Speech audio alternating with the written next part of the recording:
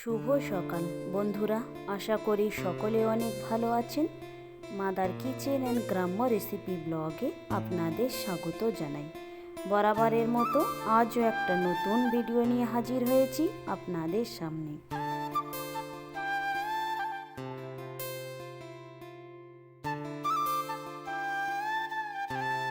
একটা পেয়ারার ওজন ছিল 500। এত বড় পেয়ারা এর আগে আমি কখনোই দেখিনি। একবার খেয়েছি, মেজদা কিনেছিল, তবে সেটা গোটা দেখিনি, কাটা দেখেছিলাম।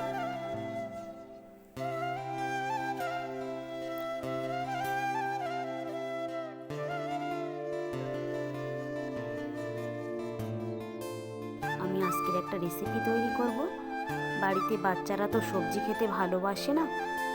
যেসব বাচ্চারা ভালোবাসে না, এই কলার রেসিপিটা আপনারা এইভাবে বানিয়ে দেবেন, দেখবেন বাচ্চারা ঘুরে ফিরে এসে আবার আপনার থেকে চাইবে খাওয়ার জন্য। দেখে নিন তাহলে কিভাবে আমি আজকের কলা রেসিপিটা তৈরি করি।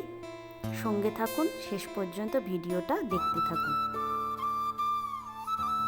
একটা পেয়ারায় দেখুন আমার এক থালা হয়ে গিয়েছে, আর কি বড় বড় পিস। খেতেও খুব মিষ্টি ছিল এবং খুব ভালো ছিল। রেসিপিটা করার জন্য প্রথমেই আমি কলা এবং আলুগুলো ধুয়ে কলাটা মাঝখান থেকে এরকমভাবে কেটে প্রেসার কুকারে দিয়ে সিদ্ধ করে নিচ্ছি। মিডিয়াম সাইজের আমি 2টো আলু দিয়েছি, আপনারা চাইলে আপনাদের ইচ্ছা মতো ব্যবহার করতে পারেন।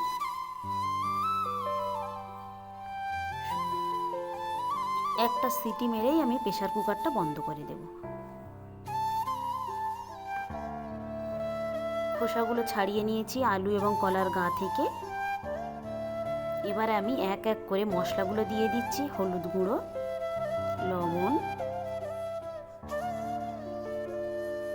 জিরে গুঁড়ো, মিট মশলার গুঁড়ো, কাঁচা লঙ্কা কুচি,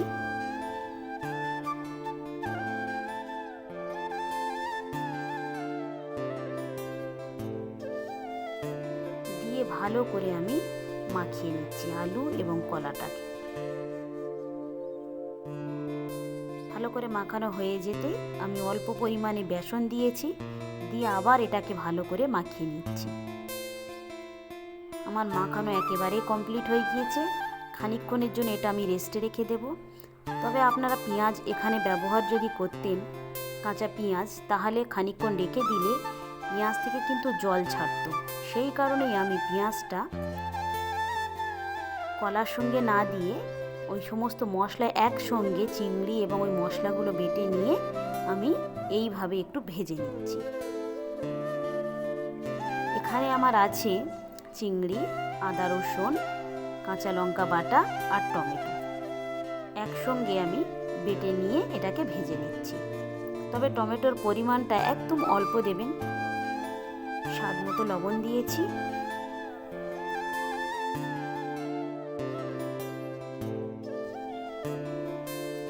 ভাজা হয়ে যেতেই আমি এটাকে চিংড়িটা আমি আবার এর সঙ্গে ভালো করে মাখিয়ে নিচ্ছি। মাখানো হয়ে গিয়েছে। এবারে আমি প্যানে তেল দিয়ে এটাকে ভালো করে ভেজে নেব। আমি এরকমভাবে দিচ্ছি, আপনারা চাইলে অন্যরকমভাবেও দিতে পারেন। এটাকে গোল গোল না করে চ্যাপ্টা চ্যাপ্টা করেও দিতে পারেন, সেটা আপনার ইচ্ছা অনুযায়ী। এক পিঠ ভালো করে লাল হয়ে যেতেই আস্তে আস্তে করে আমি এইভাবে সবগুলোকে উল্টে দিচ্ছি। অবশ্যই আপনারা বাড়িতে তৈরি করবেন, কেউ বুঝতেও পারবে না যে আপনি এটা কলা দিয়ে তৈরি করেছেন।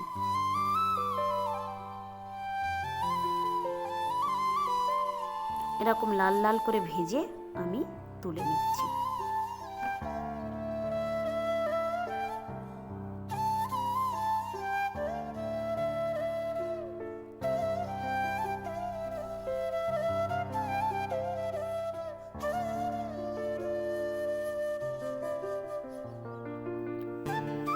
বাকি এগুলো আবার আমি একই রকমভাবে সবগুলোকে ভেজে নিচ্ছি।